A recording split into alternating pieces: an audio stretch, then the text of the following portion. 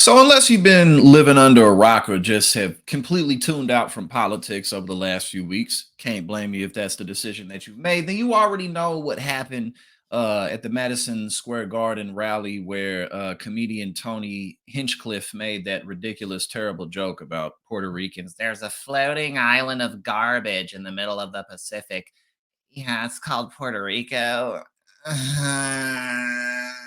Hold on, what's that cartoon from? Oh, no, Monsters Inc. I remember from Monsters Inc. That I'm always watching you, Wazowski. Always watching. That's exactly how Tony Radcliffe ended his joke. He was like, a floating island of garbage. And of course, not the whole stadium, but a lot of the stadium went nuts. And then the fallout from it is pretty massive. You got hundreds of thousands of Puerto Rican voters in Pennsylvania, which is a key swing state. And before we even talk about that, let's point out the fact that Donald Trump really has no business. Well, not that he has no business, but he shouldn't be doing rallies or campaigning in states like New York right now. I mean, he's not going to win New York. It absolutely is not happening. But can we please sprinkle some shame onto Latinos for Trump? Like, what the fuck is wrong with you people? Like, what is wrong with y'all?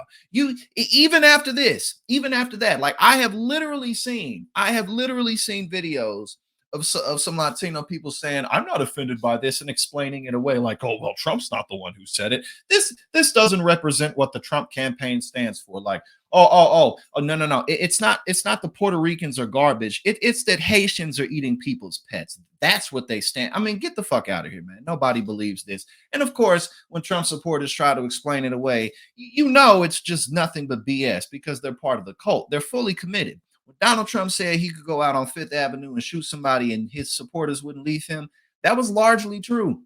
I mean, now, granted, he has lost a good deal of Republican support, enough of it that is eaten away into the numbers because the early vote numbers are looking really good for Kamala Harris, including the surveys that are showing not only that Donald Trump really doesn't have independence when it comes to people who are actually voting, but he's losing a big chunk of Republicans too. As I pointed out before, we can expect anywhere from 5 to 10% of the Republican vote to go to Kamala Harris because people are tired of this bullshit. It's stupid. For the last 10 years, we've been dealing with this Trump era, and it's just dumb.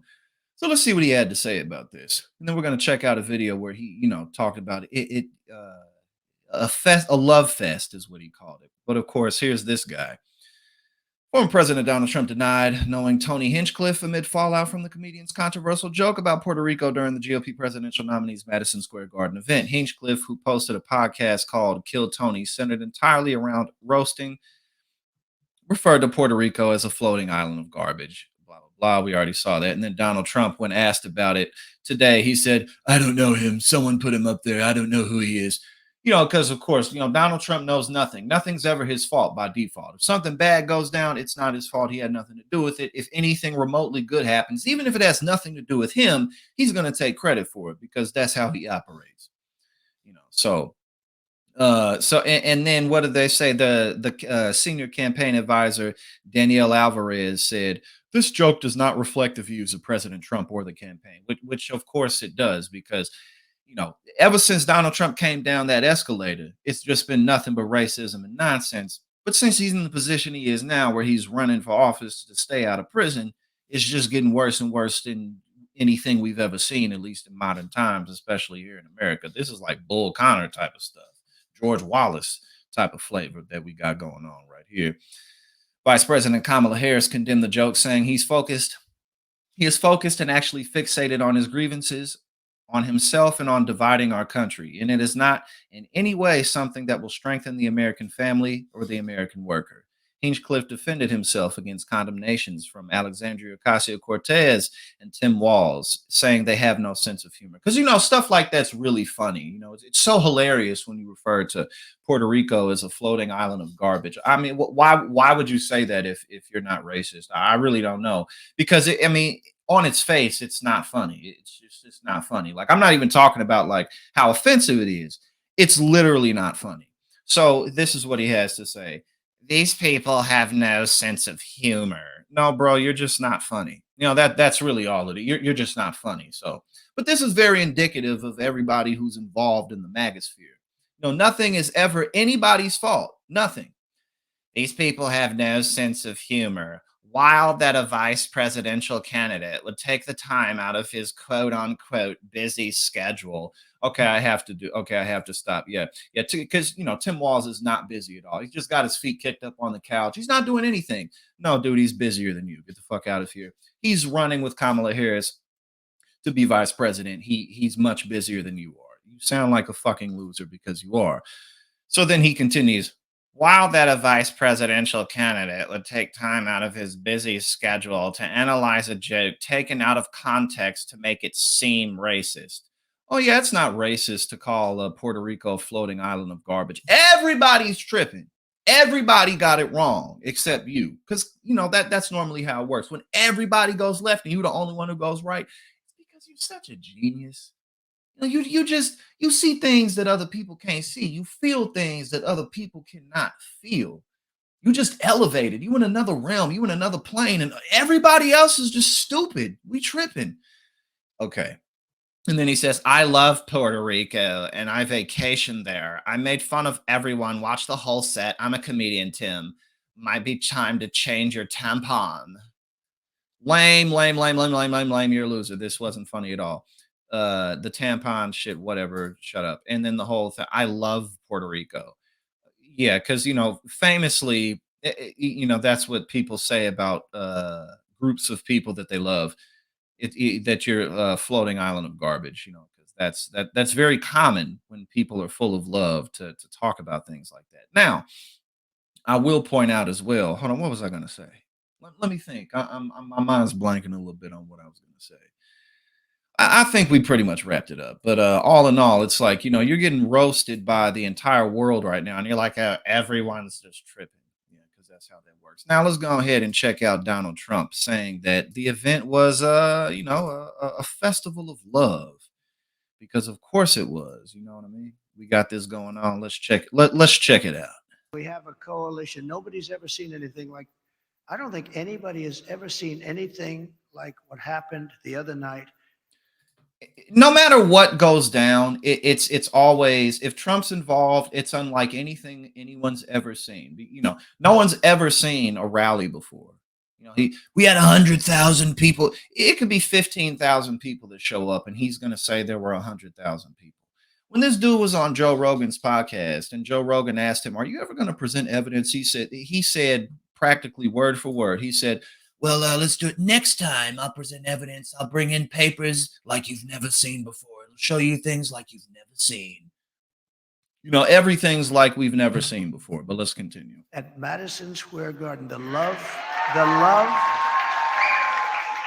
in that room, it was breathtaking. And you could have filled it many, many times with the people that were unable to get in. But and again, we go to here. There were so many people there, but there were way more people outside that couldn't even fit. We sold too many tickets. It was over capacity. People were lined up all the way around the Empire State Building, all the way from Manhattan, all the way to Brooklyn, where the Madison Square Garden is located. The line went all the way through Manhattan and into the Bronx and all the way into Queens. There were people lined up in all 5 boroughs of New York City to see me. Of course. Now let's continue. Politicians that have been doing this for a long time, 30 and 40 years, said there's never been an event so beautiful. It was like a love fest, an absolute love fest. And it was my honor to be involved. And hopefully, they started to say, well, in 1939, the Nazis used Madison Square Garden. Well, and you know what? No, but can you imagine that? 1939, the Nazi, they would. But how terrible to say, right? Because, they've used Madison Square Garden many times. Many people have used it, but nobody's ever had a crowd like that. Yeah, no one in the history, as long as Madison Square Garden has been there, they've never, ever filled it up like that. Never, not one time. I mean, bro, he's the most ridiculous person in the world. Donald Trump is legitimately one of the most ridiculous people I've ever been exposed to. And I understand why people follow him. At this point, it's because you're a stupid piece of shit. I mean, I don't care. I don't care if that offends you. In 2016, look, listen, in 2016, I could give you a pass at least because it's like, oh, I don't like Hillary Clinton. I'm really sick of all the broken promises from the Democrats and Donald Trump. Even though he was talking a whole bunch of racist bullshit, his message was populist too, I guess, whatever. But after his presidency, and you saw that the man absolutely blew it in every capacity. And then all the way till now, listen, if you're still a Trump supporter, it's because you're a stupid piece of shit. Okay, fuck you. I don't have anything else to say other than you're a fucking idiot. Let's continue for the rest of the video. And I tell you what, right now, nobody's ever had love like that. That was love in the room, and it was love for our country. It was really love for our country. So we're going to fight like hell for the next 7 days, and then hopefully.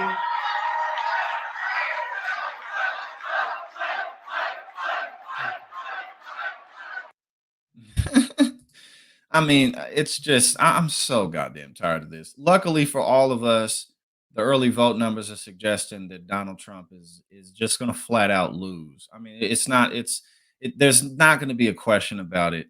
But I'm so ready to move on from this saga. Please. Hey now. Thank you so much for tuning in here at Politics and Paper. If you like what I do and you support my work, go ahead and subscribe. I greatly appreciate it and really helps to support what we do here.